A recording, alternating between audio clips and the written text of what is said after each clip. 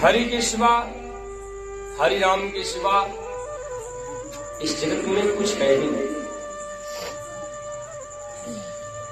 संत जन कहते हैं कमच पीठ जामहि बरुबारा,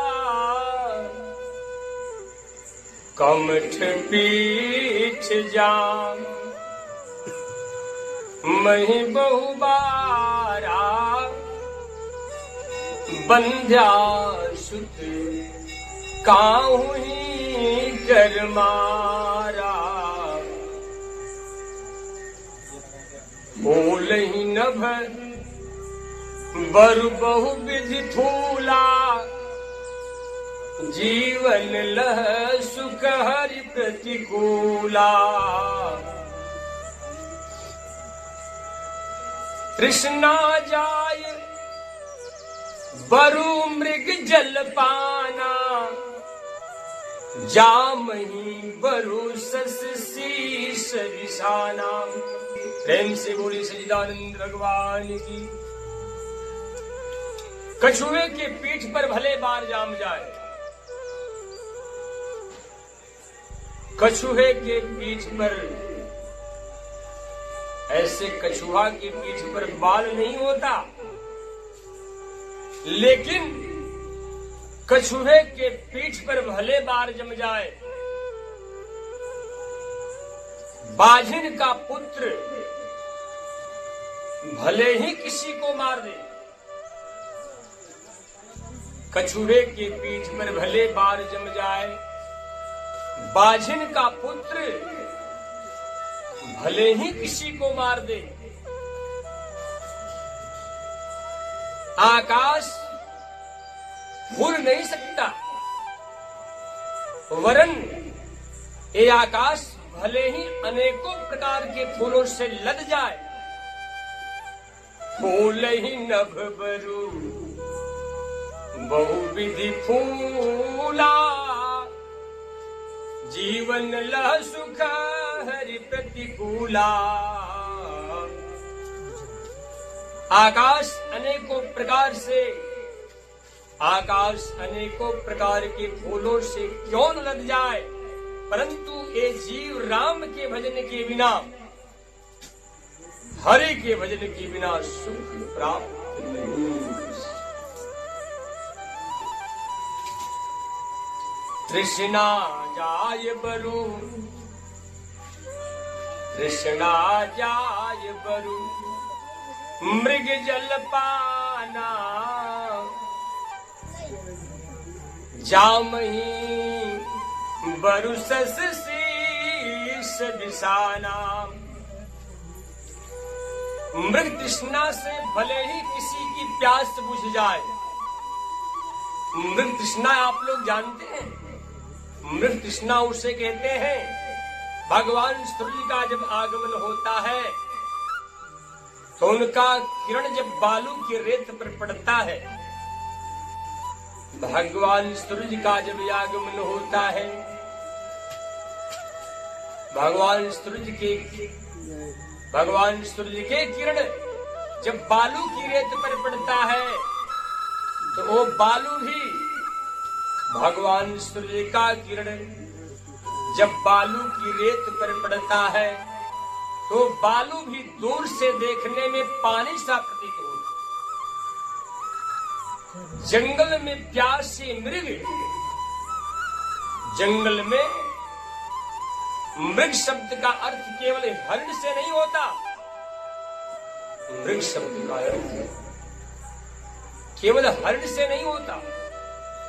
मृग का अर्थ होता है जंगल और ग का अर्थ होता है गमन करने वाला, अर्थात जंगल में गमन करने वाला जीव को मृग कहते हैं।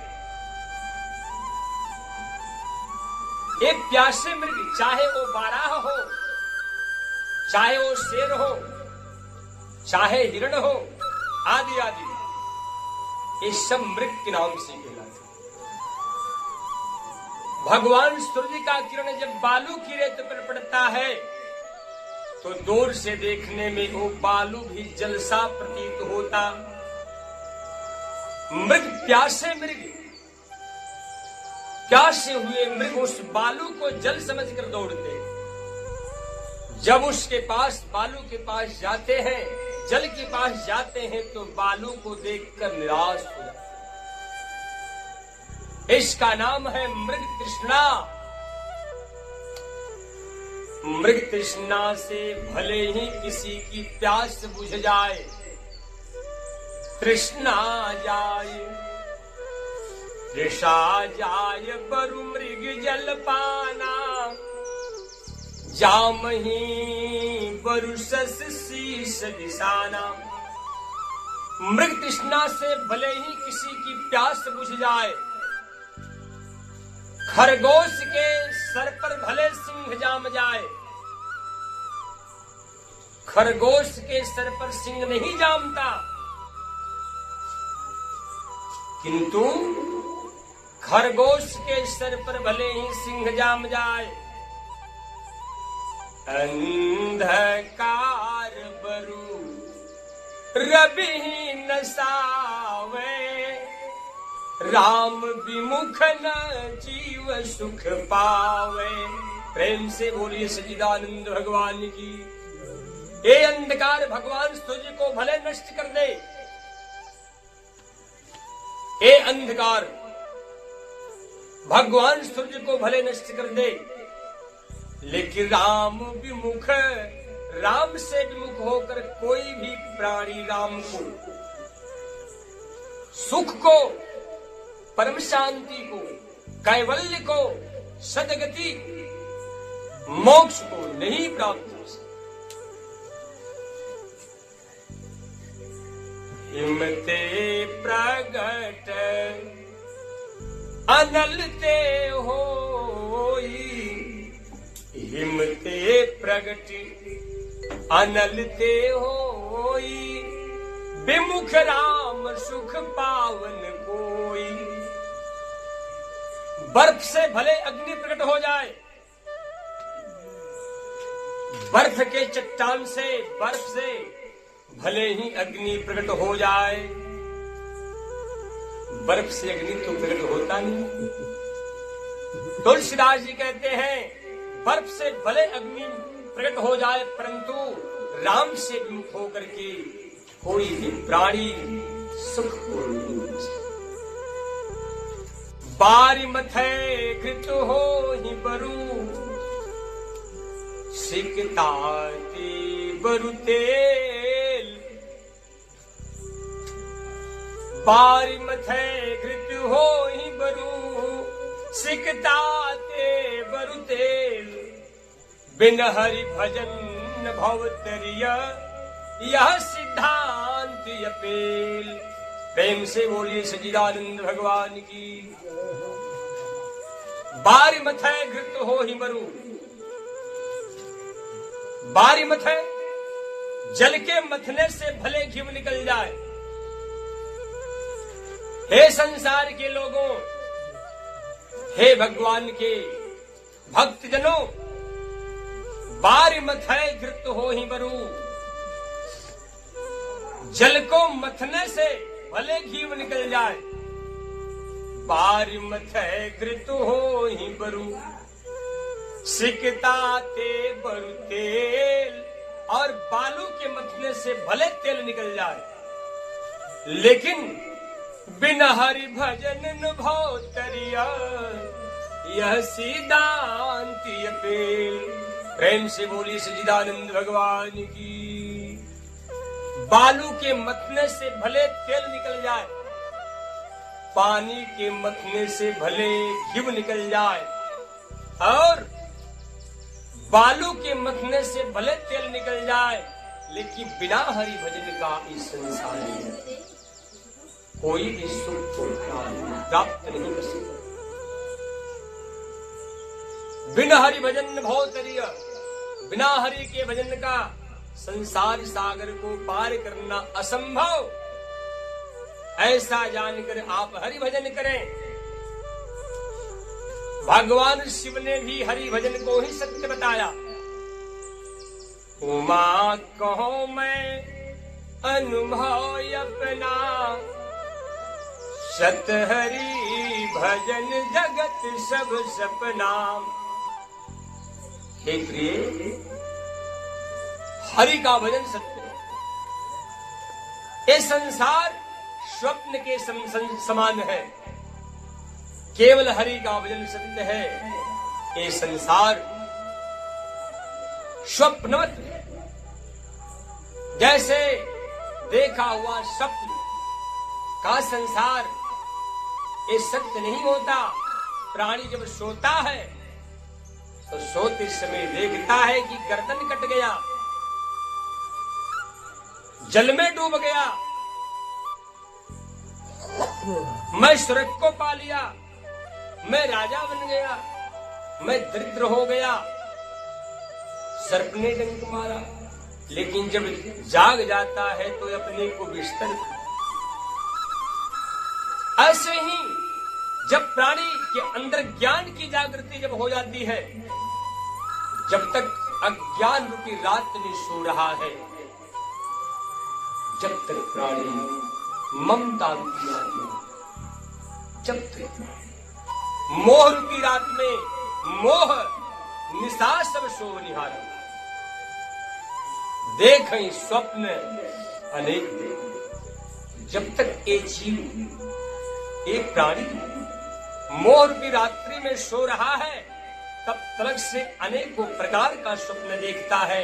ये बन जाए, वो बन जाए, पद मिल जाए, प्रतिष्ठा मिल जाए, नौकरी मिल जाए, बेटा हो जाए। नाना प्रकार की कल्पनाएं अपने जीवन में किया करता है। ये सब मिथ्या है। ये सब विचार, ये सब चिंतन, ये मिथ्या है।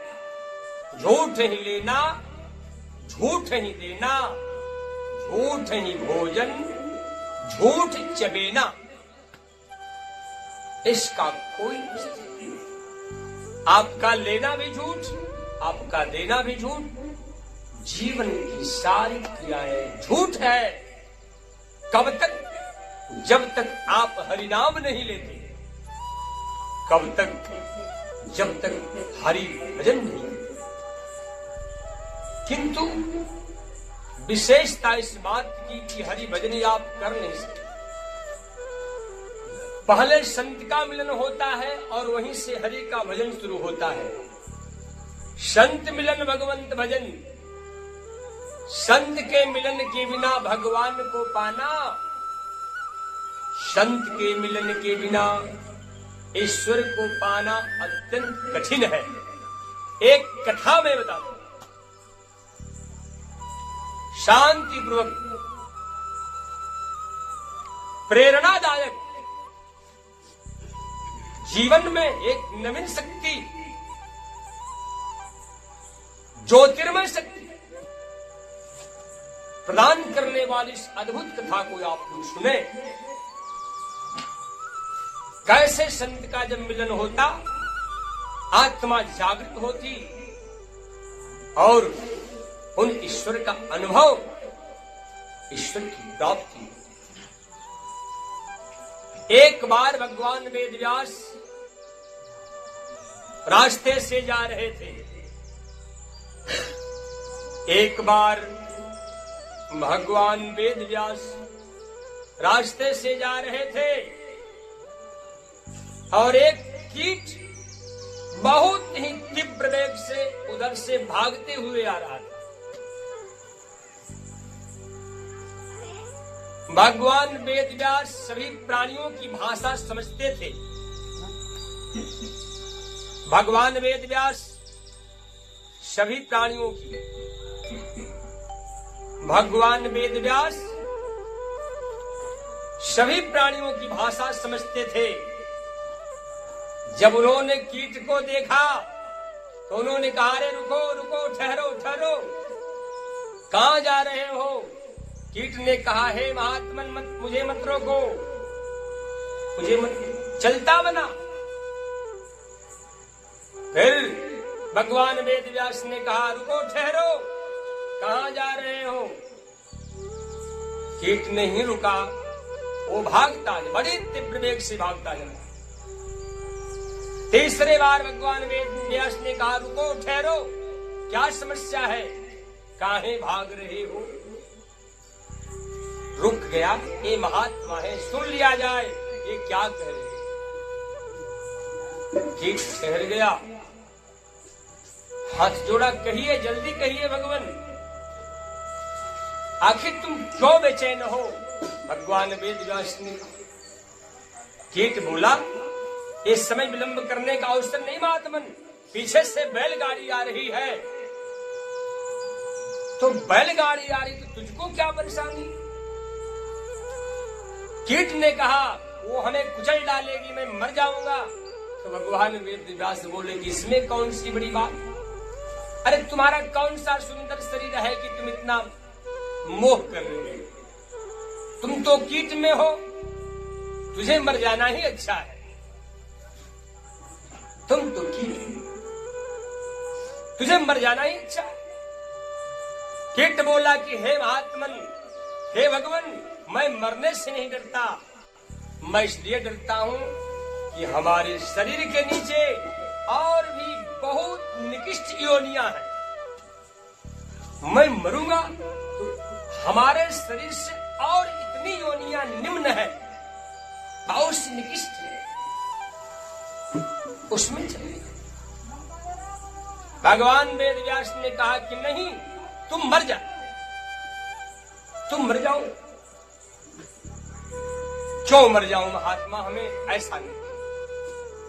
भगवान वेद व्यास ने कहा, तुम मर जाओ, तुझे उन परमात्मा से न मिला दूं तो कहना। कीट बड़ा प्रसन्न हुआ कि आप परमात्मा से मिला दोगे, तब तो हमारा जीवन सफल हो गया। आज मैं आपकी वाक्य को शिरोधार्य करूंगा। कीट ने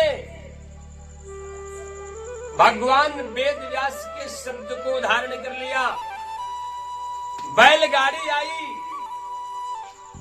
और रास्ते में पड़ा है, और बैलगाड़ी उस कीट पर से आगे बढ़ गई। वो कीट जो है मर गया, उसकी प्राण। एक कीट ने भगवान वेद व्यास के संत के वाक्य को हृदय पर धारण कर लिया, और आप तो मनुष्य ठहरे, एक बार नहीं कई बार भगवान की वाक्य बताए जाते हैं, लेकिन आपके हृदय पर धारण नहीं होता। देखिए, कीट मर गया, प्राण निकल गया। भगवान वेद व्यास वचन दे चुके हैं कि तुझे परमात्मा से न मिला दूं तो कहना। मर गया, शियार की योनि में गया, वृक्ष भेड़िया के योनि में गया, श्वान के योनि में गया, बकुले की योनि में गया। अर्थात जहां जहां जन्म ले रहा है, वहां वहां भगवान वेद व्यास प्रकट हो रहे हैं। जहां जहां जन्म ले रहा है, वहां भगवान वेद व्यास उसकी स्मृति को दे रहे हैं। अंत में इन निम्न योनियों में भ्रमण करता हुआ वो जीव कीट से निकलकर श्यार में आया, श्वान में आया, भेड़िया के रूप में बढ़ता गया, बढ़ता गया। इस प्रकार से उसका अंतिम जीवन ब्राह्मण कुल में जाकर जन्म लिया। वहां भी भगवान वेद व्यास प्रकट हो गए। प्रेम से बोले सच्चिदानंद भगवान की। वहां भी भगवान वेद व्यास प्रकट हो गए। 5 वर्ष की अवस्था है बालक की, ब्राह्मण कुमार है, चंचल चित्त, शांत भाव है। भगवान वेद व्यास प्रकट होकर के बोले, बेटा पहचान रहे हो मुझे? मैं भगवान वेद व्यास। भगवान वेद व्यास ने कहा, उस बालक से, ब्राह्मण कुमार से अवस्था 5 वर्ष की है, बेटा मुझे पहचान रहे हो? मैं भगवान वेद व्यास हूं। स्मृति आई, गुरु के शरणों में गिरा, प्रणाम किया, साष्टांग गिरा। भगवान वेद व्यास ने सारस्वत मंत्र का उपदेश कर दिए, बिना पढ़े उसको आत्म अनुभव हो गया। बिना पढ़े सारस्वत मंत्र का उपदेश कर दिए, बिना ही पढ़े उसको आत्म अनुभव। फिर उस बालक से बोले, पुत्र जंगल में जाओ, एक नंद्रभद्र नामक राजा, एक नंद भद्र नामक राजा तपस्या करता है, उस राजा की समस्या का समाधान। वो ब्राह्मण कुमार भगवान वेद व्यास के आज्ञा अनुसार नंद्रभद्र के पास गए।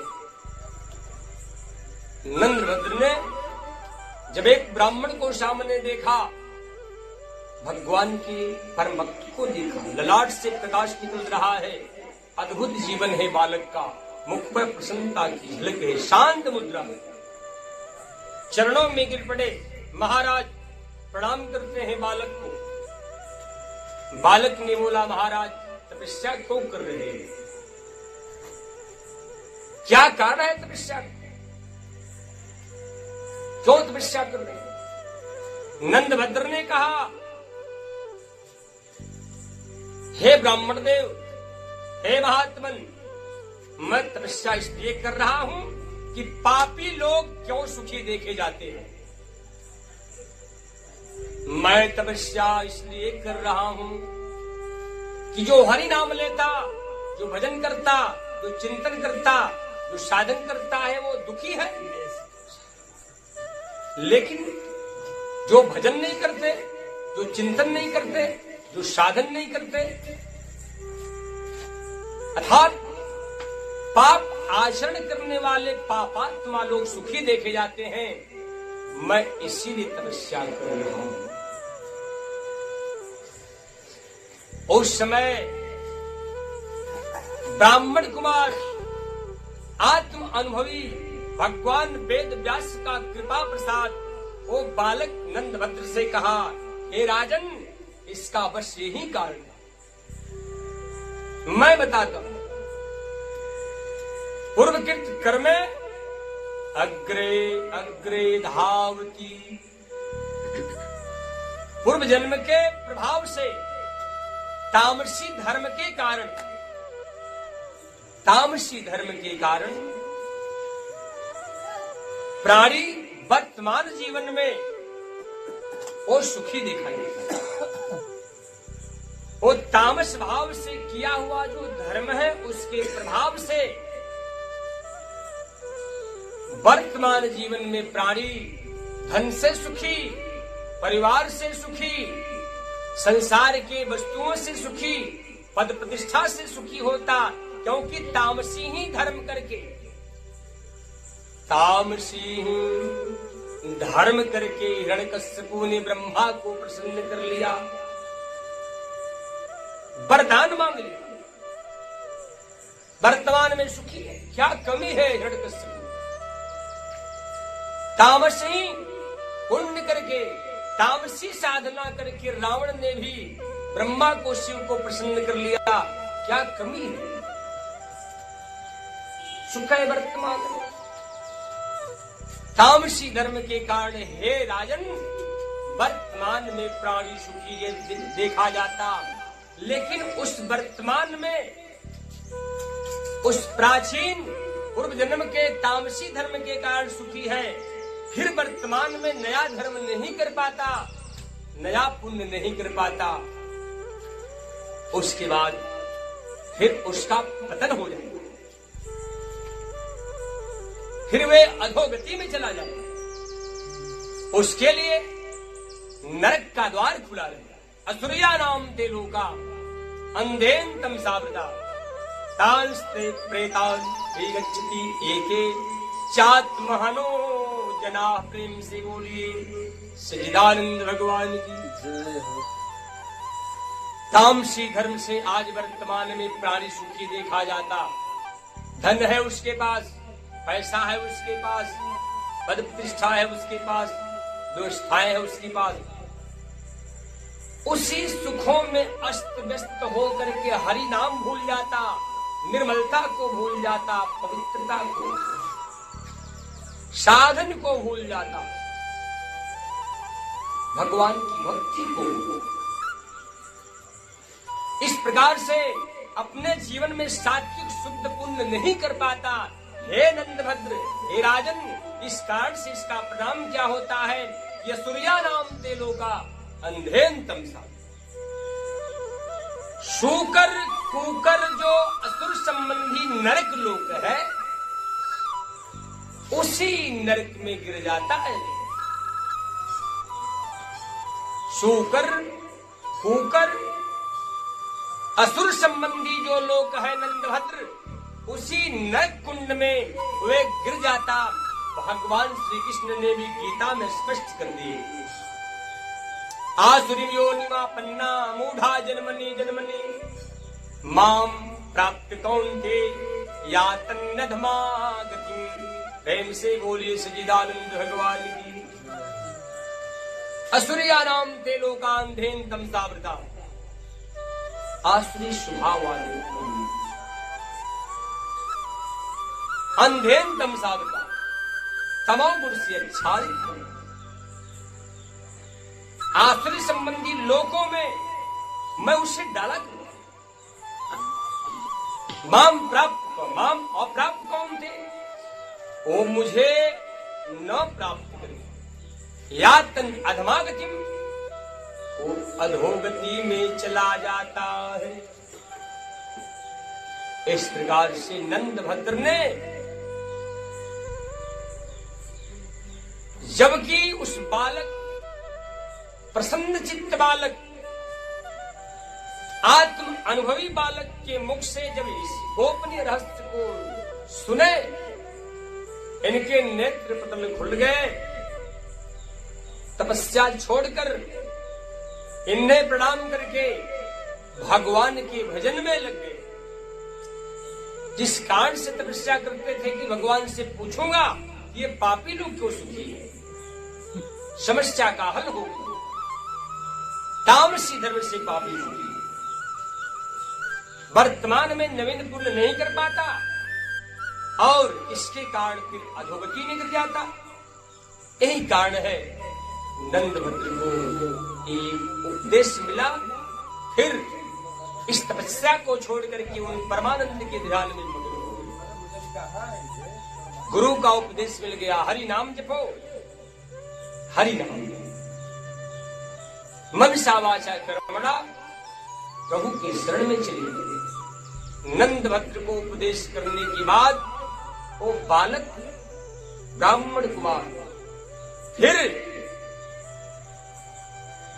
एक जगह आसन लगा करके भगवान श्री हरि नारायण का ध्यान करते हुए, अपने शरीर का, प्रभु का चिंतन करते हुए अपने शरीर का त्याग कर देता है। इसके बाद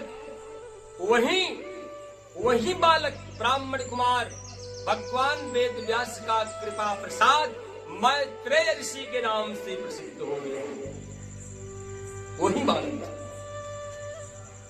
भगवान वेद व्यास का कृपा प्रसाद मैत्रेय ऋषि के नाम से प्रसिद्ध हो गया, जो एक अत्यंत विचित्र अद्भुत आत्मज्ञानी है, जिनके वेद भी गाथा गाते हैं, पुराणों में जिनकी व्याख्याएं चलती है।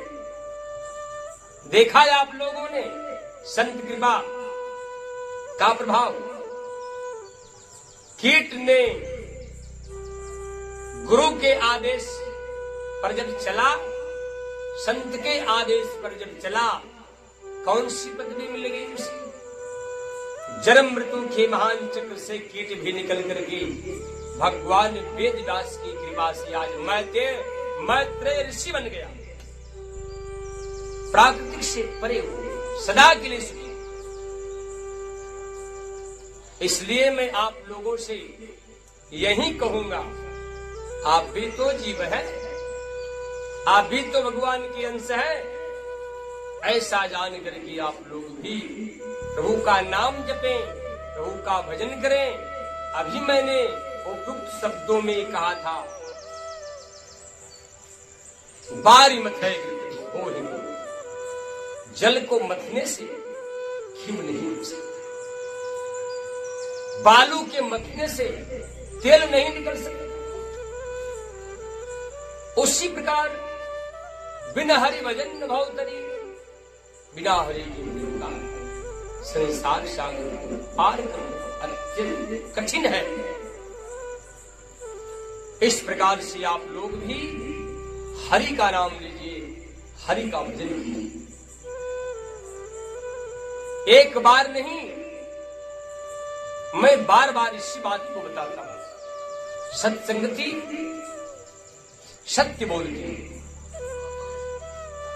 क्योंकि संसार में सत्संग का महात्म सबसे बड़ा है। सत्संगति अति मंगल मूला, सोई फल सीधी सब साधन फूला। सठ शोधरही सत्संगति पाई, पारस परसु कुधातु सुहाई। विधि हरिहर कवि को विद्वानी, कहत साधु महिमा सकुचानी। ब्रह्मा भी संत के महात्म्य को गाने में, शिव भी संत के महात्म्य को गाने में, वैष्णु भी संत के महात्म्य को कहने में कौन सी? विधि हरिहर कवि कोविद बानी, कहत साधु महिमा से। ऐसा जानकर संत समागम करें, क्योंकि संत के समागम में जब अगर आप आ गए, वहीं से आपका कल्याण शुरू हो जाए। सत्संगति संत की यहां से होती है, अत्यंत मंगल का मूल है। सत्संगति अति मंगल मूला, सोई फल सिद्धि सब साधन। ये सत्संगति फल है। संसार में जितना भी साधन बनाया गया, दान, पुण्य, परोपकार, तपस्या, नियम, संयम, व्रत, उपवास आदि, ये सब फूल के समान है और सत्संगति फल की समान। ऐसा जानकर आप सब लोग मनसा वाचा कर्मणा सत्संगति, संतों की महिमा इस संसार में बहुत ही अलौकिक है। ये संत जन उन परमात्मा का प्रत्यवाय दूसरा रूप है। ऐसा जानकर संत सलागती में रहे। प्रेम से बोली सच्चिदानंद भगवान की।